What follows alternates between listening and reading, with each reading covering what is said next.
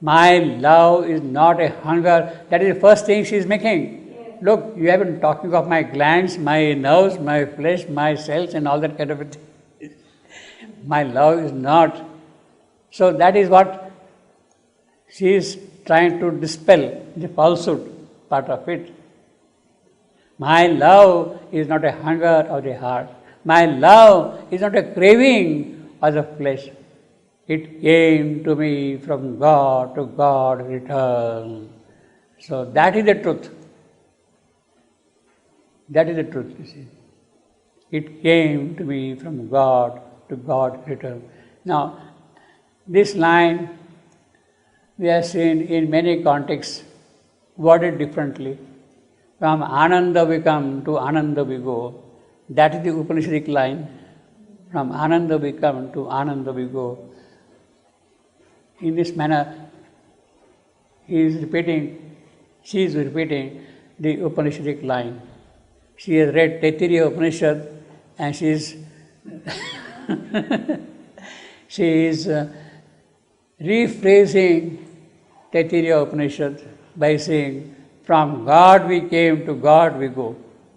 See, rephrasing, you see. Even in all that life and man have marred, the whisper of divinity still is heard. A breath is felt from the eternal spheres.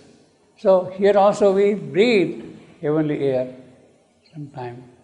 Allowed by heaven and wonderful to man, a sweet fire rhythm of passion chants to love. A sweet fire rhythm of passion chants to love. Sweet fire rhythm of passion chants to love. See, that is the Ananda everywhere. There is a hope in its wild, infinite cry.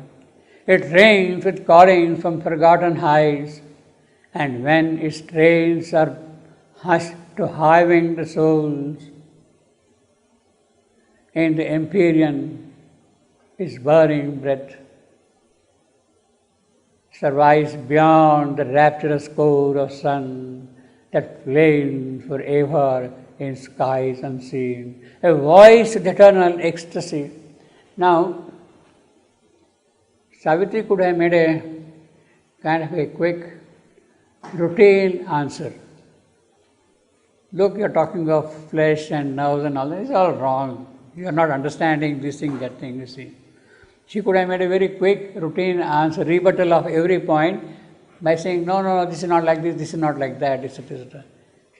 She could have line by line, point by point, rebutted all that he was saying. And that would have been a sort of a routine reply of Savitri to death. But Savitri is not giving that routine reply. She is also bringing out the occult depths of all that he is speaking of. So in that sense, it is not an argument against a counter argument. It's not a counter argument against an argument. She is not just arguing. Had she been simply counter arguing, there would have been a routine reply. As children quarrel with each other and answer anything.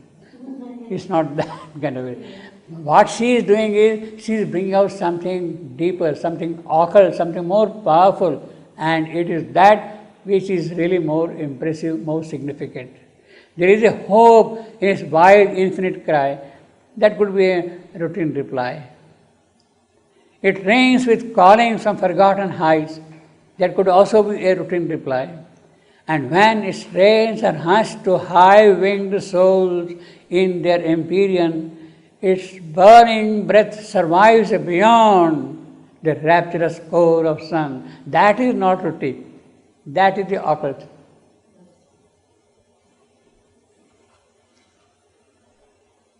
Their empyrean, its burning breath survives beyond. Burning breath surviving beyond the rapturous core of suns. That is the occult part of it.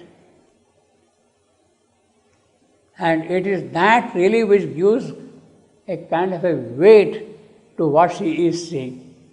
So she is not making, while she is making at times a sort of routine reply to death, there is a hope, etc., all that kind of thing. She, burning breath survives beyond. Now that is something deeper, something which comes from the depths of her soul, perhaps which is not known to death also. The rapturous core of suns, she is going to the center of the sun and find Ananda, rapture there, that flame forever pure in skies unseen. That is the occult part of it, you see. That is the occult part of it. A voice of the eternal ecstasy. That is the flaming of the, there is something in the core of the sun. He talks of suns, rapturous core of the suns. I told you there are how many? 56 occurrences of plural suns in Savitri. We know only one single sun. The rest are stars. The rest are stars. But here the suns. Sun, as I told you earlier also, it is the creative power of every aspect of the Spirit's expression. The sun of beauty, the sun of joy, the sun of love, the sun of power. You see, all these are suns, each one expressing itself. What is there in the core of the suns? Rapture, Ananda. It is out of that the creative expression comes out constantly, you see. Now this is the occult part, occult depth of Savitri's reply.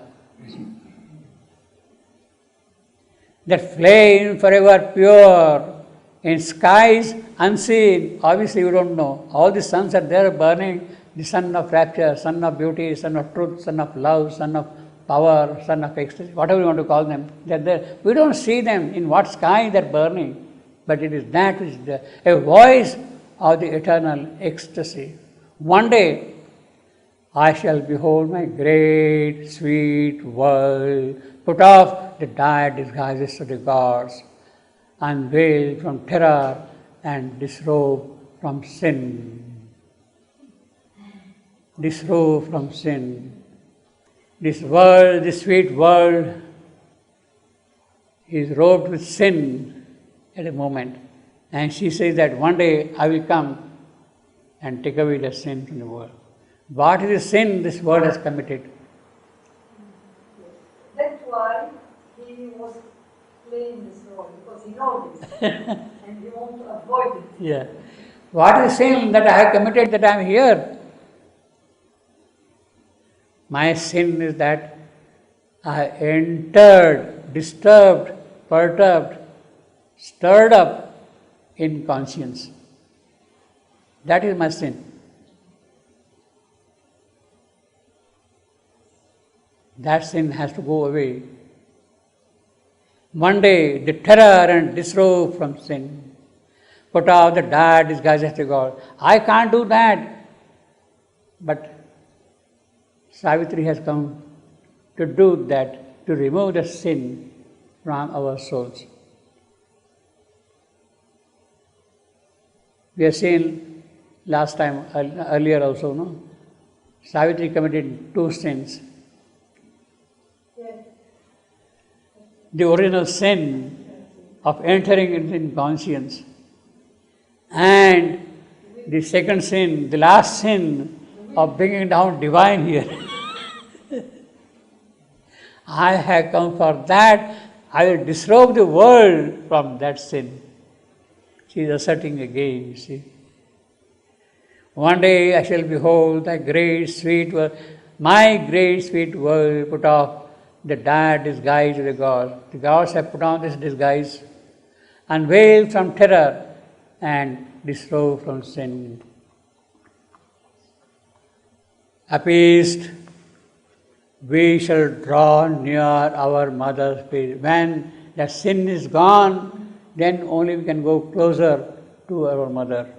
We shall cast our candid souls upon her lap. Now that is the important thing.